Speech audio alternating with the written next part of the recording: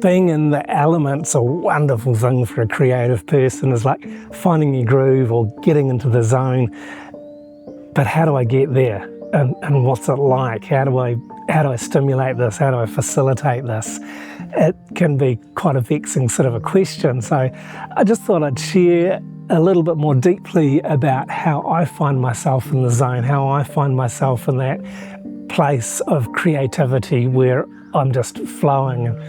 I made a shorter video about this for our main YouTube channel, and I just want to share a little bit longer on this video about how I've really thought about my story and how it's evolved over many, many years of being creative, whether it's being creative with a camera, whether it's being creative out here in the garden, or doing some wood carving or making some video or some storytelling or other things that I enjoy doing. But the few main ones that I've discovered, there's one real key thing to it, or a couple of key things, but one real main one in finding that place where you're in the zone, where you're feeling like you're really in the element, and it takes practice.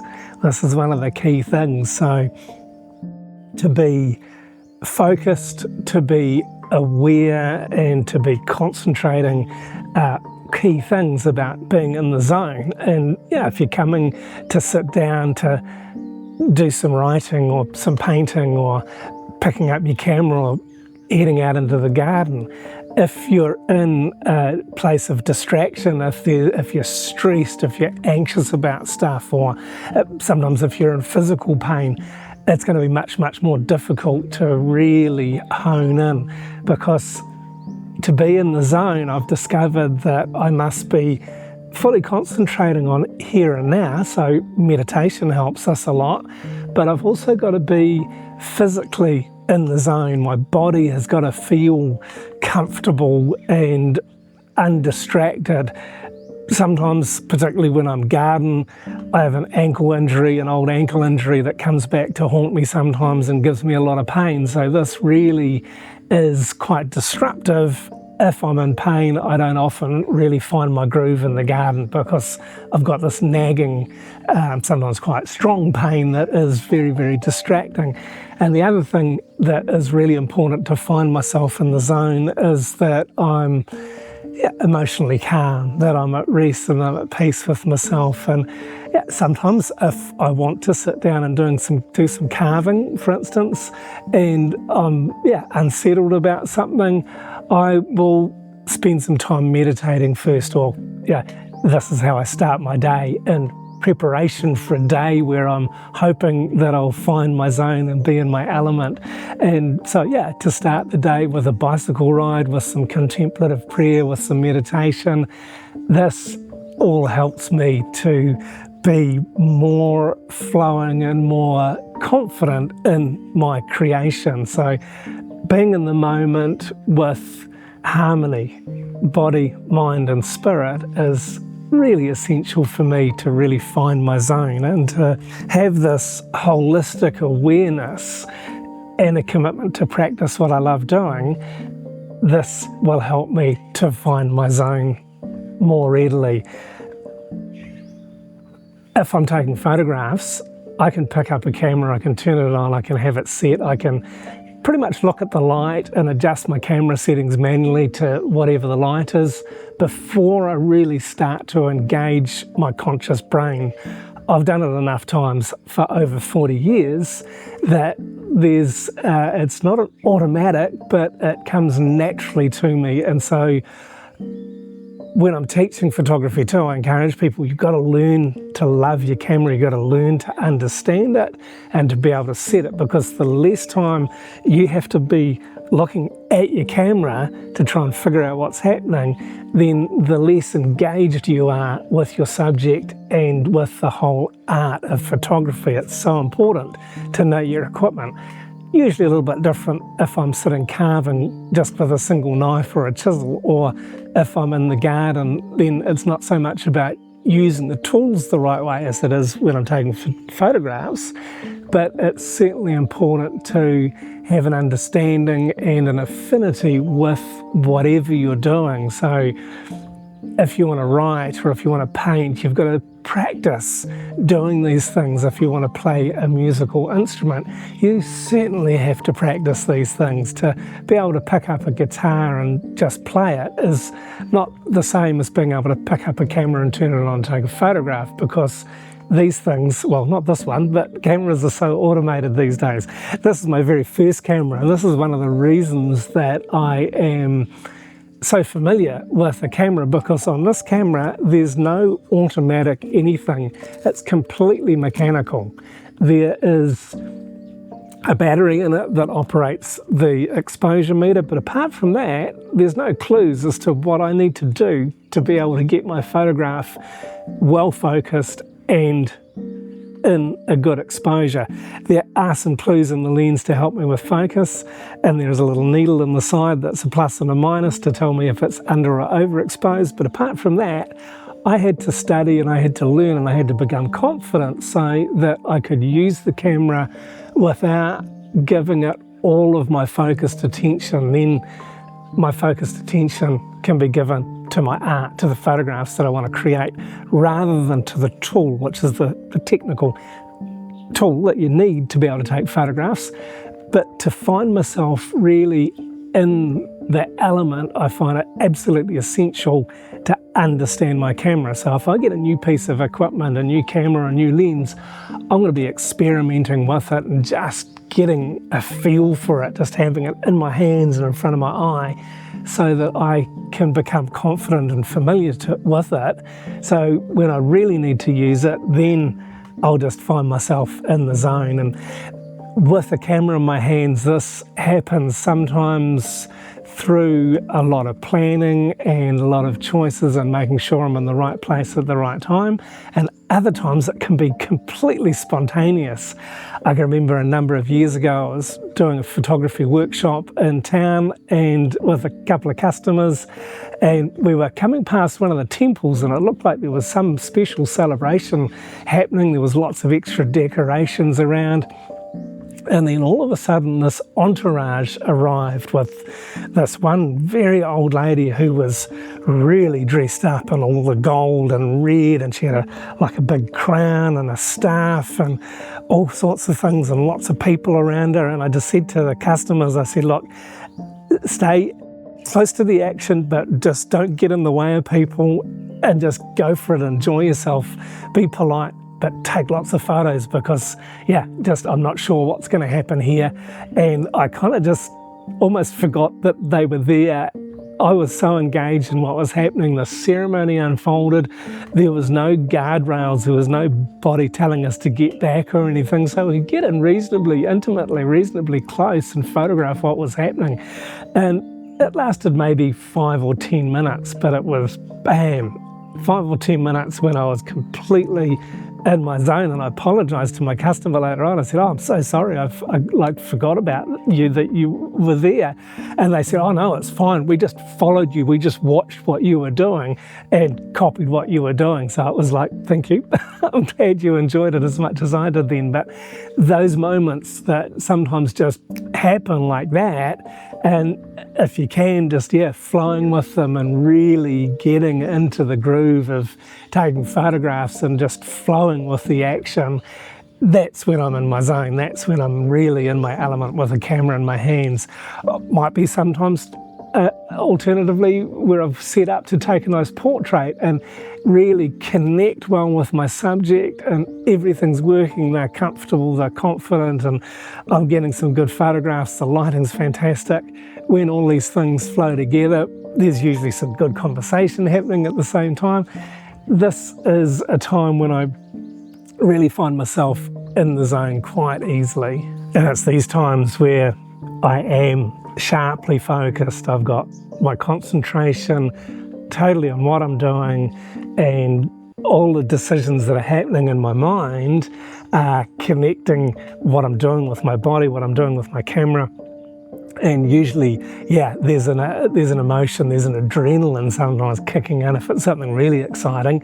And this just then lifts me and drives me to push on even further into more creative situations. I can remember another time we went to the Poisang Long Festival up in Mae Hong Son province, and this happens at the beginning of the day, and it's so flamboyant. All the young boys who are about to go into the temple as novice monks have been dressed up, they've got makeup on, they're looking just like really actors in a Chinese opera almost, and they will do this and then be paraded around the temple and around the town on the shoulders of their male relatives. So it's a big, big deal.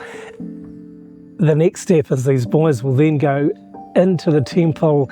They'll put on the orange monk robes, they'll have their heads shaved, their eyebrows shaved, and they will go away from all of that flamboyance to be novice monks for a period of time. So there's this huge contrast at play here, that it starts before dawn, the sun hasn't come up, the light was really flat, but the action was just happening everywhere. There was a lot of noise, there's lots of drums and cymbals and gongs and flutes being played and activity and people dancing and all kinds of things going on, and I just sort of like, I had this bit of angst because the light was so poor. So I pulled my flash gun out and started just popping in a little bit of flash and using a slow shutter speed, and as I started seeing the results of this, I really found my groove. I think at the same time I put some earplugs in because it had just gotten so loud that that was becoming distracting. So once the earplugs were in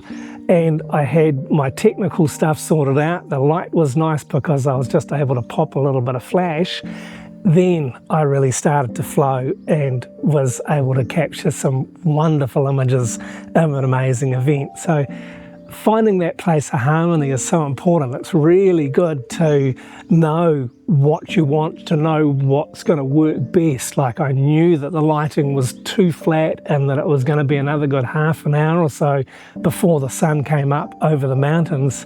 So by adding a little bit of flash and using a slower shutter speed to capture some of the movement, it caught more of the feeling. So more of the emotion of the event was then being told in the story, in the photos that I was capturing. And this is so important to, just be aware of all the different elements involved in being in the element, if you like. So to be mentally engaged, to be present in the moment, to be emotionally engaged and flowing with that feeling, and to be physically engaged and confident and relaxed without having to have that big stress. Sure, some things of being creative is going to take a lot more physical energy. Sometimes photography can take a lot of physical energy. Other times it'll be really calm and really peaceful, but what's really important is that there's that harmony between those three things that is going to be really, helping you.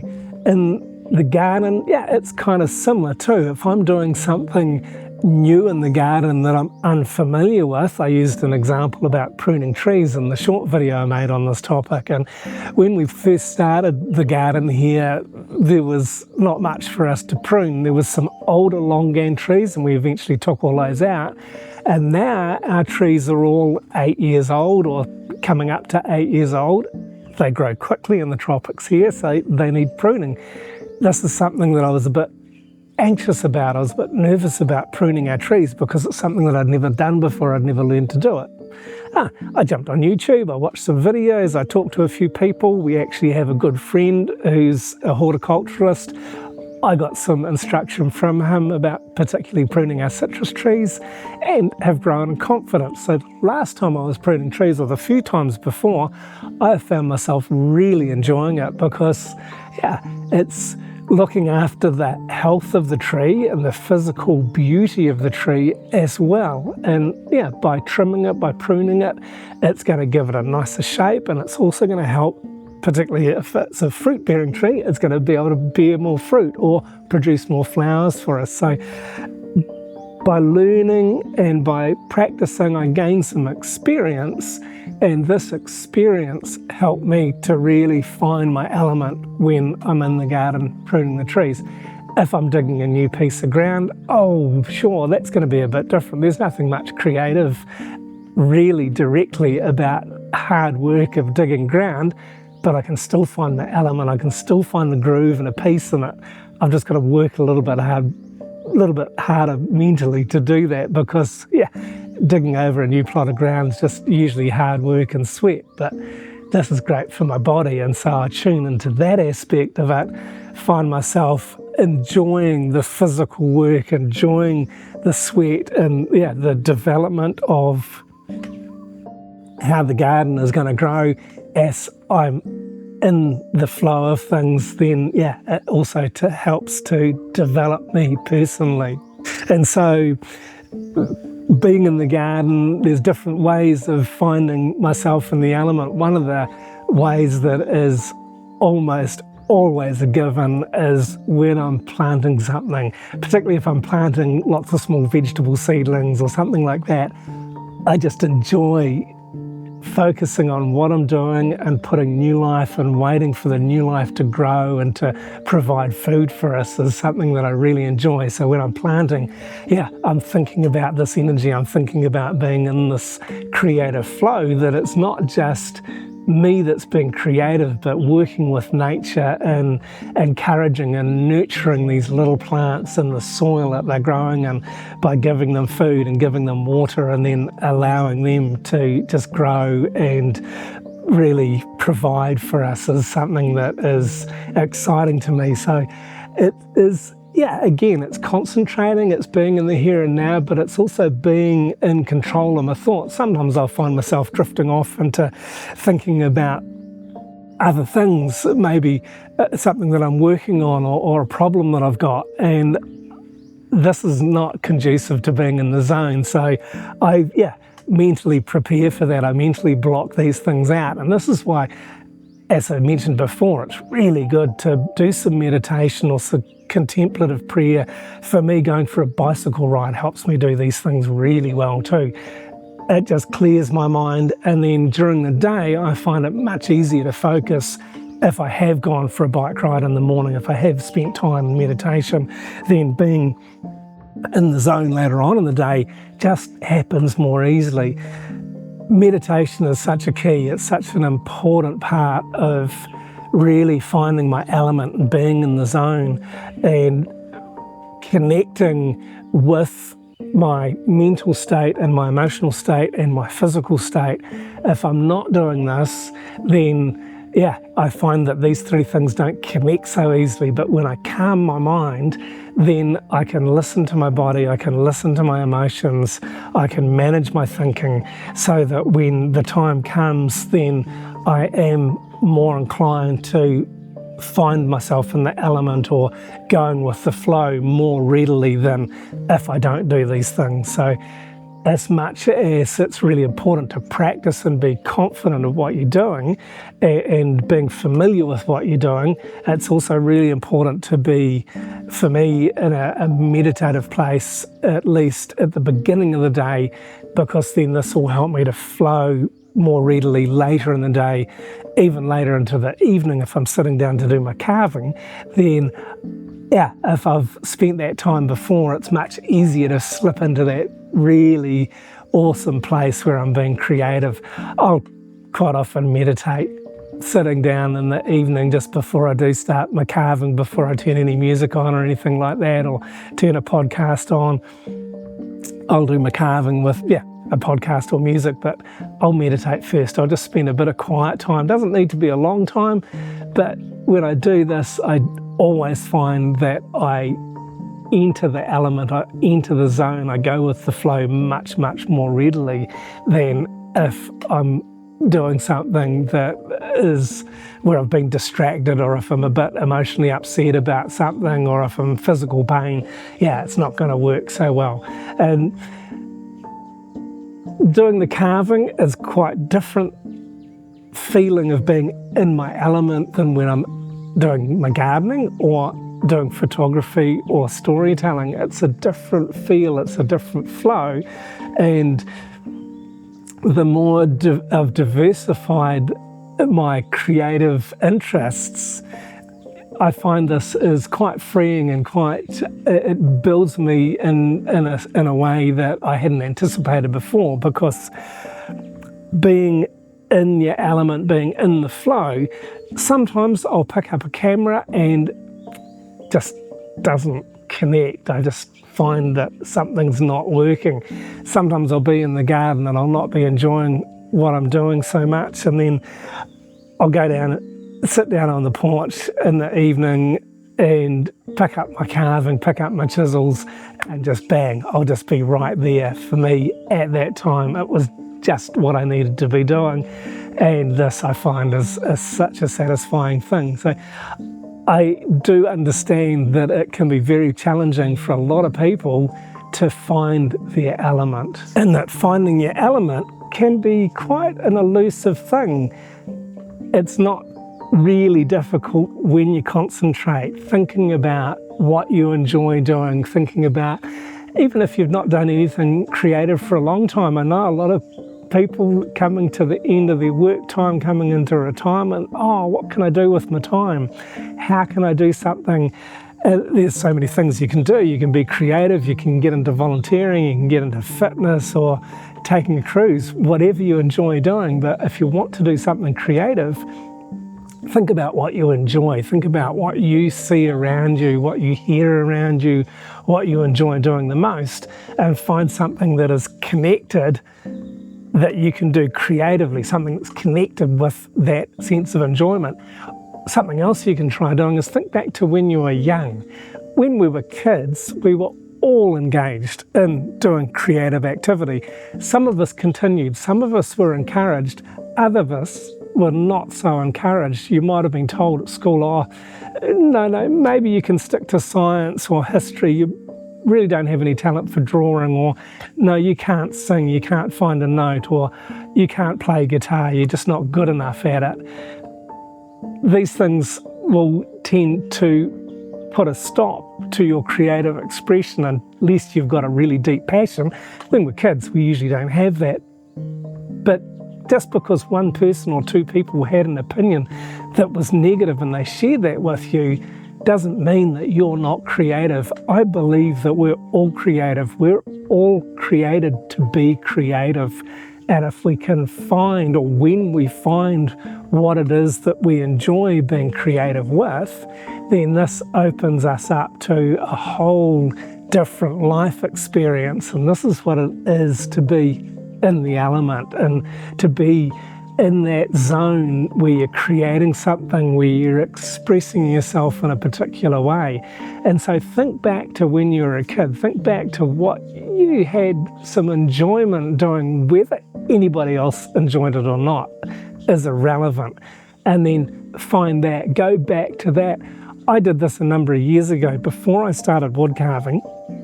Probably for 10 or 12 years, I'd been experimenting and trying, and I'd picked up pencils and coloured pencils and felt tip pens again to start drawing, and then I picked up some watercolours and I tried some oil painting and some pastels. I really enjoyed drawing when I was a kid, and I was encouraged in it. I can remember probably I was 6 years old and I'd drawn a picture on the chalkboard at school, and the teacher really liked it, and the kids in the class were all clamouring to look at it, and the teacher lined all the kids up so they could stand in front of the little picture that I'd made of a dinosaur or a dragon or something on the chalkboard, so that they could all look at it one by one, because it was special. This was hugely encouraging, but I carried on doing art at school. I've never been particularly good at drawing or painting, but I wanted to try again, and it wasn't until I did start trying again, and then started trying some sculpture, and then just experimenting with different things. You see, I wanted to move away from the technology. My lovely old Nikon camera, my old manual camera, this is the first camera I ever bought, and still fantastic, still love it, just don't use it so much. There's no technology on it. These days, the cameras are so full of technology, and then processing, I had to sit in front of the computer for hours and hours. I don't do it so much anymore, and I still enjoy it, but I wanted to do something creative that was separating me from the technology. And eventually, it happened just before the COVID lockdown. I bought a small set of wood carving chisels from our local rural Sunday market here, and I love wood carving. It's just the sweet spot. I've found it. And so being in that place where the tools in my hand feel good, where the medium I'm working with feels wonderful quite often. I love working with wood. This has then, allowed me to really find an element to get into my groove, if you like, with my wood carving. And it's such an enjoyable part of my life. It's one of the things I look forward to most every day, is sitting down in the evening and picking up the carving that I'm working on in a nice sharp chisel and spending time just enjoying myself being creative in this way. And being in the element, connecting emotionally, connecting mentally, connecting physically. As I mentioned before, I ride my bicycle in the morning, and this is a great way to really help me focus, help me meditate, help me clear my head, think a little bit about the day ahead of me. But I find it quite different because it is kind of, I can get into a flow, I can get into a really good contemplative space, but it's different than when I'm actually being creative. And I know people talk about a runner's high. When you've been running and been jogging for a while, you'll get to this space of just, it's being in a different zone. Sure, I acknowledge that. I can find that when I'm riding my bicycle, but it's quite different than being in my element when, say, for example, I've got my camera in my hand and I'm really concentrating on a subject and really working with, say, a subject that I'm photographing to make a portrait of. And sometimes these things, as I mentioned, will happen quite spontaneously, and you'll just have to really go with the flow to figure out what's happening and what you want to do. But the more confident you are, the more experienced you are, the more practiced you are, the easier this happens, and the more easily that the flow will happen. A number of years ago, I read a book by a favourite photography hero of mine, a guy called Irving Penn. He's an amazing man. He was one of the most prolific fashion photographers, and he actually changed fashion photography a lot. I'm not a fashion photographer, I never have been, but he also spent time when he was on assignment doing his own projects, and he built himself an outdoor studio, a portable studio that he could set up that didn't require any electric lights. So he would take this to places like Papua New Guinea and Morocco in the 1950s and photograph the locals, and I just loved his style. So read this book about it one time when we were back in New Zealand, and I thought, I should build one of these. I should make one of these things of my own that I can carry around with me to villages when I'm travelling and making videos around Northern Thailand. So I did. I redesigned it. It was my own design, and I've set it up, and I've now been using it for about 15 years off and on. And when I set my studio up in a village somewhere, it's a wonderful feeling. It's exciting. People are wondering what I'm doing. I've always connected. I've always got permission. There's always someone that I know in the village that understands and are conducive and helpful in finding subjects for me.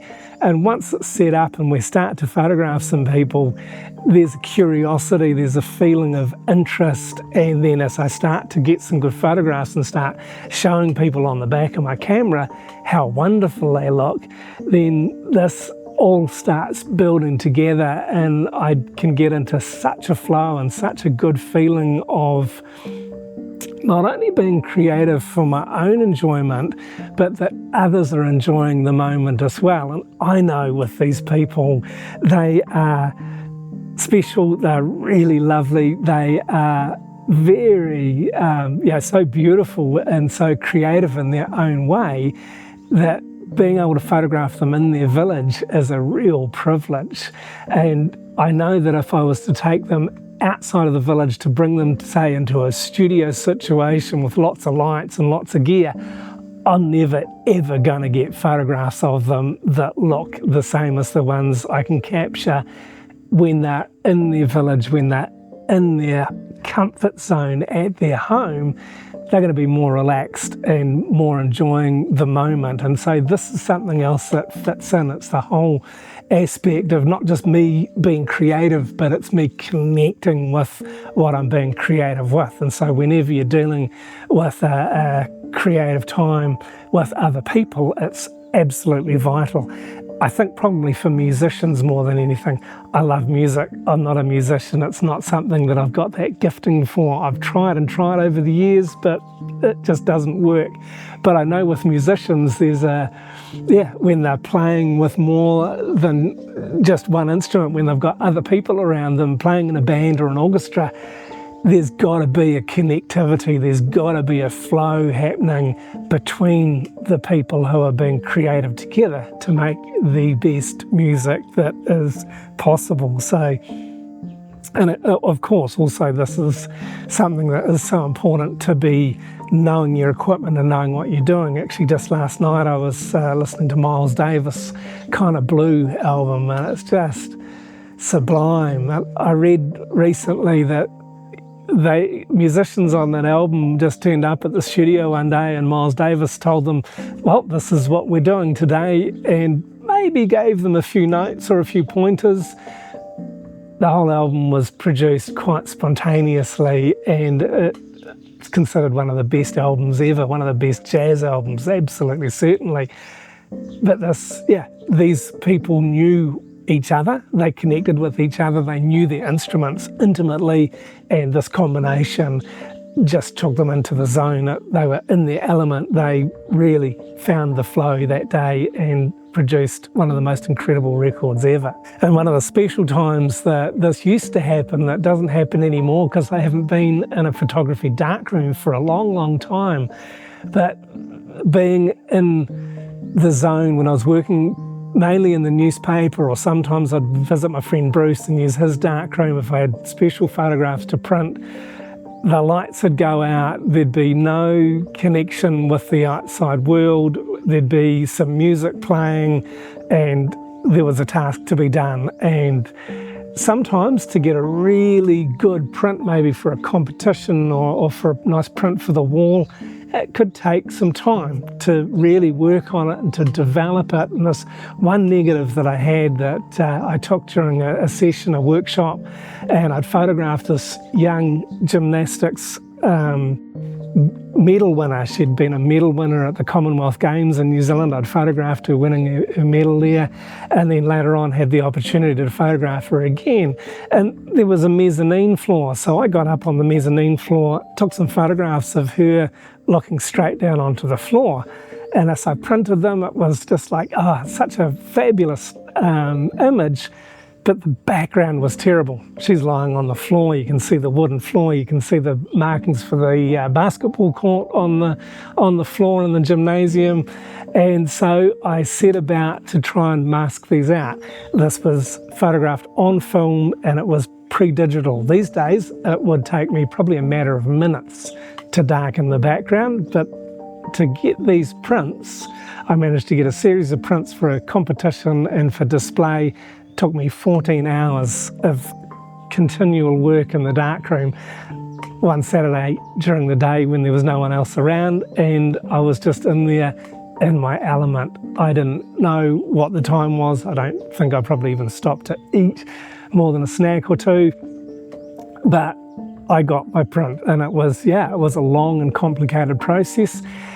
Some of it, I was quite green. I was outside of what I was normally doing. I hadn't done some of the stuff, but I'd read about masking out and using alternative light sources and different things to be able to really blacken that background. But the result, I think, was well worth it. And as I said, 14 hours in the darkroom, and it was just like, if you'd asked me, I would have thought, maybe an hour or two is the amount of time that I'd been there, but it had taken such a long time. So when you get into the flow, when you get into the element, it's like, you can be outside of time. Time can disappear. And this to me is, this is when it gets really spiritual. This is when the aspect of goes beyond just our physical and our mental and our emotional state, because in the spiritual realm, I don't believe that there is any time. So when time starts flying like that,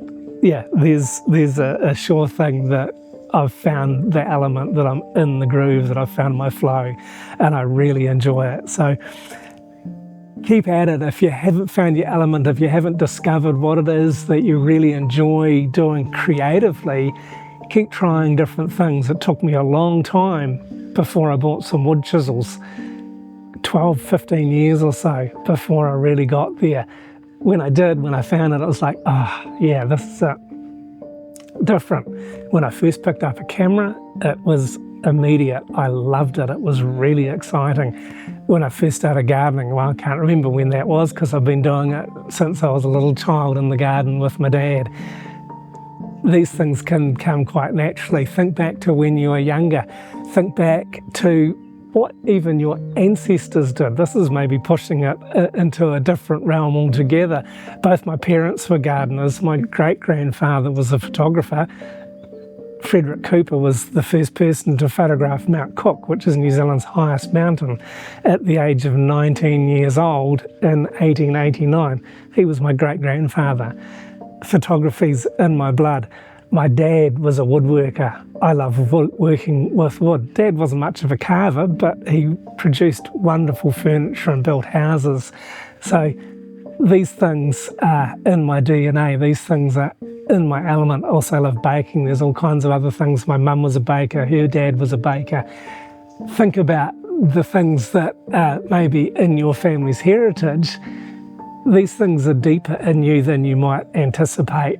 And you might just find that you've got some hidden skill, you've got some special talent to do something that maybe your mum and dad did, or maybe one of your grandparents or great-grandparents enjoyed doing. Practice and become confident in what you're doing, and you will find yourself when you're in the element. I'm reading a book by Sir Ken Robinson of the same name. I'll leave a link for the element in the description below. It's very inspiring, it's very encouraging. He tells tons of amazing stories in there and gives his perspective as a lifelong educator as to what it is to be in your element. And if you want to check out another video, I'm sure you'll enjoy this one next. And thanks very much for watching this one all the way through.